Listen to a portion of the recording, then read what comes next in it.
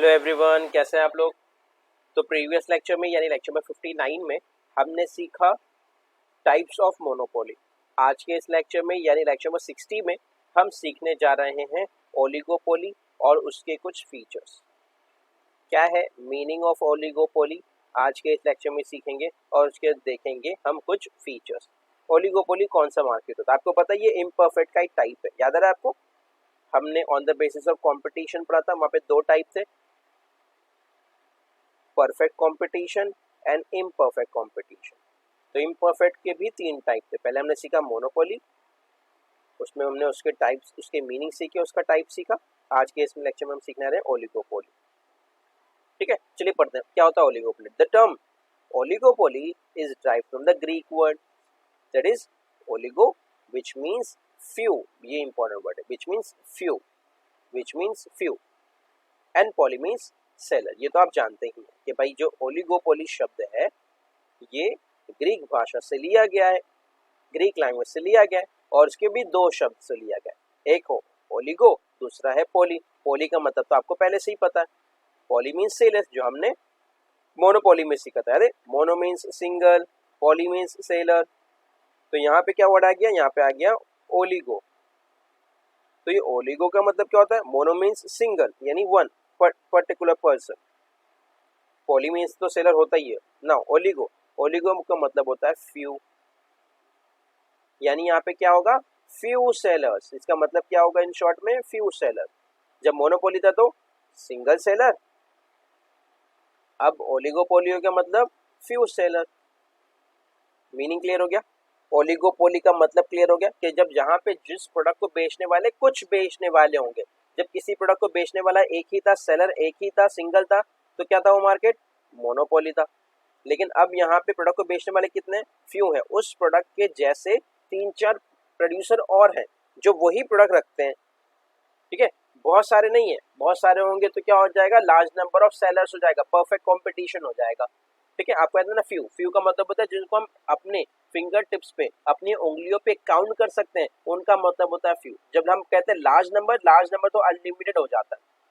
ठीक है, large number of buyers, large number of sellers, buying and selling homogeneous goods, ये किसका definition है, परफेक्ट कंपटीशन का। लेकिन ओलिगोपोली में जो प्रोडक्ट खरीदा और बेचा जा रहा है उसके जैसे मार्केट में तीन चार कॉम्पिटिटर और अवेलेबल हैं, तभी वो है ओलिगोपोली। क्लियर एवरीवन, सबको समझा।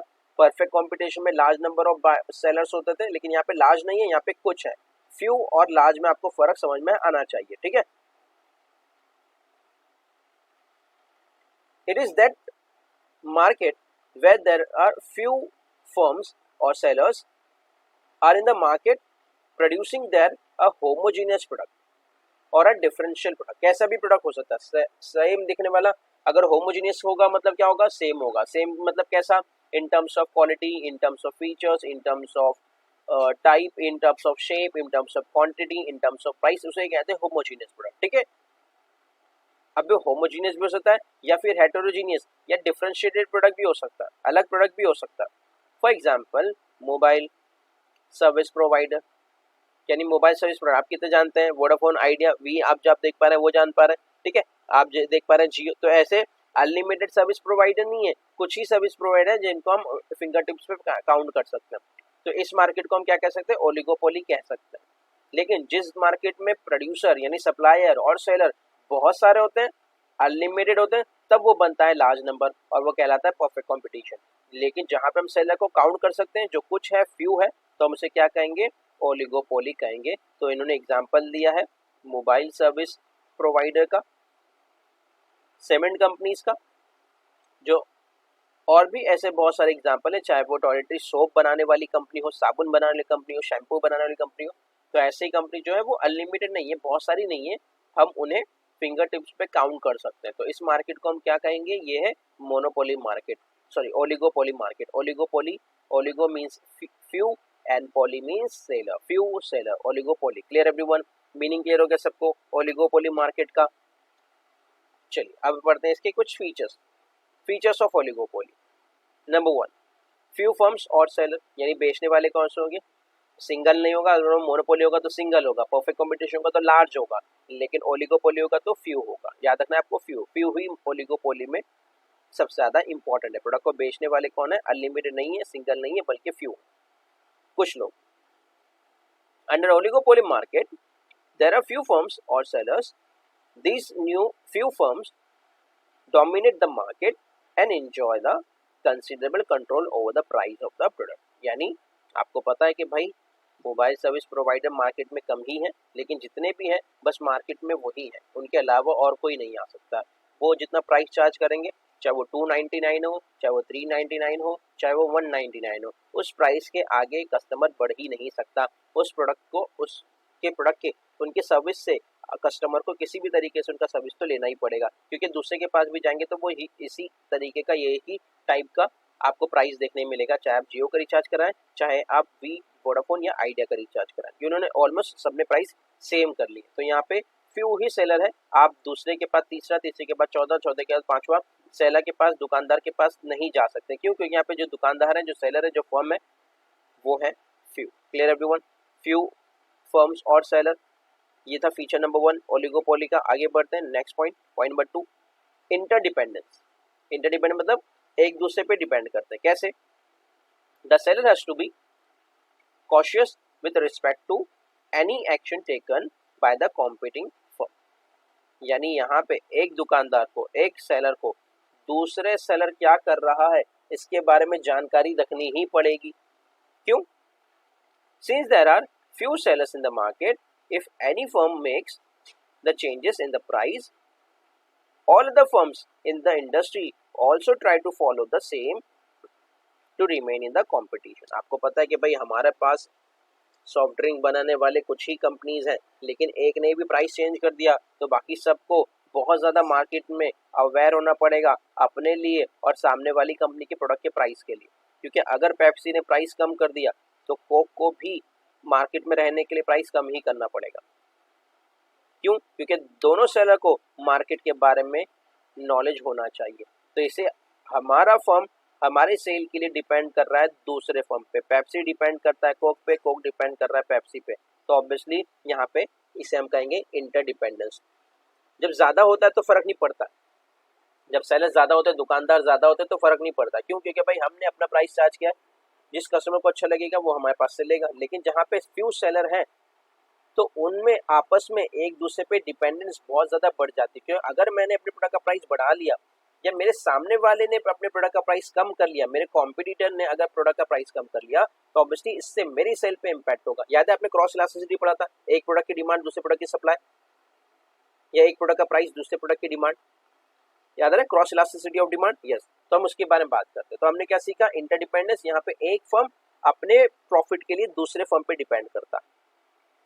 Third one, advertising. Advertising is a powerful instrument in the market in the hands of the ओलिगोपोलिस्ट।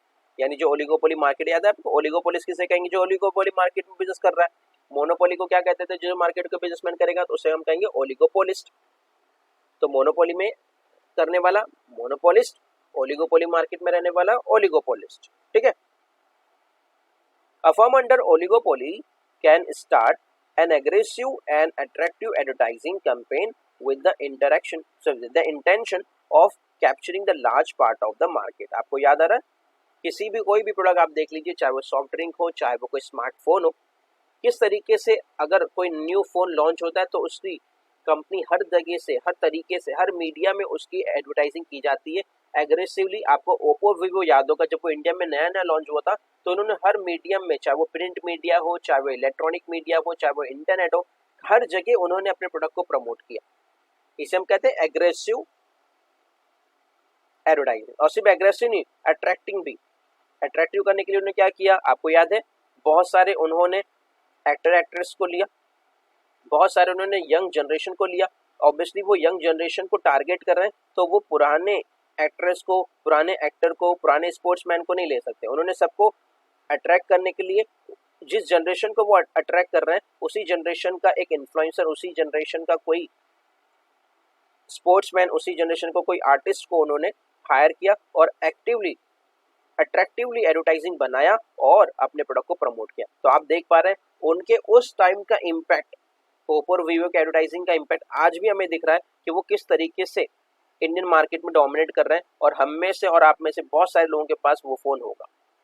इसलिए नहीं कि भाई वो प्रोडक्ट बहुत बेहतरीन है, इसलिए कि उन्होंने एडवर्टाइजिंग कर दिया कि हमें बिलीव हो गया कि वो प्रोडक्ट बेहतरीन है, उसके जैसा कोई प्रोडक्ट मार्केट में अवेलेबल नहीं है। तो ये हमने सीखा एडवर्टाइजिंग। क्लियर एवरीवन, सबको समझा? तो ओलिगोपोली मार्केट में कंपटीशन को बढ़ाने के लिए, कंपटीशन को फेस करने के लिए हम क्या कर सकते हैं, अच्छा एडवर्टाइजिंग यूज कर सकते हैं, जिससे मार्केट में एक अच्छा इंपैक्ट पड़ेगा हमारा प्रोडक्ट मार्केट के प्रोडक्ट से, दूसरे प्रोडक्ट से अच्छा बेहतर दिखाने के लिए। ठीक है, चलिए आगे बढ़ते हैं। नेक्स्ट आपके सामने आता है एंट्री बैरियर्स। बैरियर का मतलब आपको पता है कि भाई यहाँ पे रोक लगी हुई है, आप इसके आगे नहीं जा सकते। अभी कैसे बैरियर की बात करें, the firm can easily exit from the industry. Exit जाते वक्त तो आराम से जाएगा, whenever it wants, but has to face certain barriers such as government license, patents, etc. लेकिन एंट्री करते वक्त प्रॉब्लम हो सकती है। ठीक है, एग्जिट करते में ऑब्वियसली हम तो चाहेंगे ही, जियो तो चाहेगा ही कि भाई आइडिया और वोडाफोन भी मार्केट से चला जाए, तो उससे कोई जियो को कोई फर्क नहीं पड़ता, लेकिन जियो कुछ नहीं करेगा। लेकिन अगर इसी तरीके से कोई एक और कॉम्पिटिटर मार्केट में अवेलेबल है और एक और आ जा रहा है, एक और आ रहा है, तो ऑब्वियसली अब यहाँ पे जियो क्या करेगा, एग्रेसिवली कुछ पार्ट दिखाएगा, हो सकता है अपने सर्विस का प्राइस कम कर दे ताकि इस कॉम्पिटिटर को भी हटा दे। तो एग्जिट करते हुए कोई फर्म जा रहा है मार्केट से तो बाकी फर्म को कोई ऑब्जेक्शन नहीं होता, सब बोलते हैं हाँ जाना है तुमको, जाओ जाओ जाओ। लेकिन अगर कोई फर्म नया मार्केट से अंदर आ रहा है तो फिर ये सब बोलेंगे नहीं, मत आओ मत आओ मत आओ। क्लियर, चाहे वो गवर्नमेंट लाइसेंस के थ्रू हो, चाहे वो पेटेंट के थ्रू हो, या और भी बहुत सारे मेथड होते हैं जिससे हम फर्म को रोक सकते हैं, चाहे वो लीगल हो चाहे वो इलीगल हो, किसी भी तरीके से ये फर्म तो चाहेंगे, एग्जिस्टिंग फर्म तो चाहेंगे कि भाई नया सेलर मार्केट में ना आए, नया सेलर दुकानदार एक मार्केट में हमारा कॉम्पिटिटर ना आए। Fifth one, lack of uniformity. There is a lack, uniformity same होना, यूनिफॉर्मिटी सेम होना, होमोजेनियस की तरह। There is a lack of uniformity among the firm in the terms of their size. अब हो सकता है कोई कंपनी बहुत बड़ी हो, कोई कंपनी बहुत छोटी हो, ऐसा भी हो सकता है। फ्यू का मतलब आपको सिखा दिया, फ्यू मतलब कुछ सेलर, तो कुछ कंपनी बहुत बड़ी भी हो सकती है, कुछ कंपनी बहुत छोटी भी हो सकती है, लेकिन होंगे कुछ ही, ये आपको याद रखना है।